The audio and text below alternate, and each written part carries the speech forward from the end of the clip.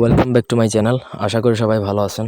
আজ আমি আপনাদেরকে একটা কুফরি কালাম কিতাব থেকে আয়নার উপর চোরকে দেখার দোয়া প্রকরণ দিব।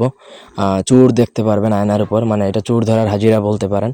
আপনার জিনিসপত্র বা কোনো কিছু যদি চুরি হয়ে থাকে সেটা আয়নার মধ্যে দেখতে পারবেন।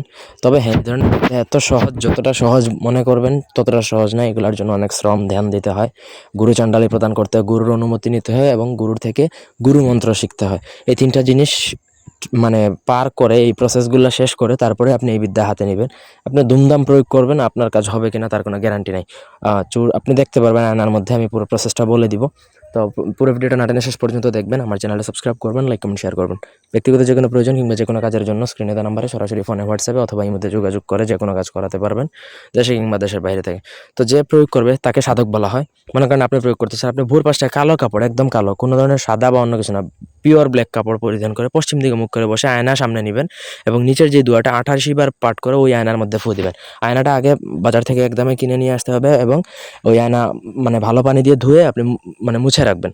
ফু দেওয়া শেষে আপনি যে চুরি করছে তার ছবিটা কিন্তু ভেসে উঠবে এবং আগে নিয়ত করে নেবেন যে আমি এই জিনিসটা চুরি হয়েছে, সেটার জন্য আমি হাজিরা দেখতে চাচ্ছি, সেটা তো আগে মনে মনে নিয়ত করবেন। তো এখানে একটা দোয়া আছে, সেটা বলে দিচ্ছি। আমিসা আমিসা চোরক মনিষ্কা দেখনায় ছায়া কিরণে আয় চোরমে কায়া লাগছে কুরফি লাগছে আলকিক লাগ। এই হচ্ছে আমি নকশাটা হয়তো, মন্ত্রটা হয়তো একটু ঝাপসা, কিন্তু আমি পড়ে দিয়েছি যেভাবে। আপনার ভিডিও স্টপ করে লিখে নেবেন, তারপর মন্ত্রটা সিদ্ধ করে নেবেন, মুখস্থ করে নেবেন। মুখস্থ হয়ে গেলে সিদ্ধ হবে। আয়নাতে পড়ে ফু দিবেন 88 বার পরে, সঙ্গে সঙ্গে তার চেহারা ভেসে উঠবে। তখন আপনি নিজেই দেখতে পারবেন যে আপনার জিনিসটা কে চুরি করেছে।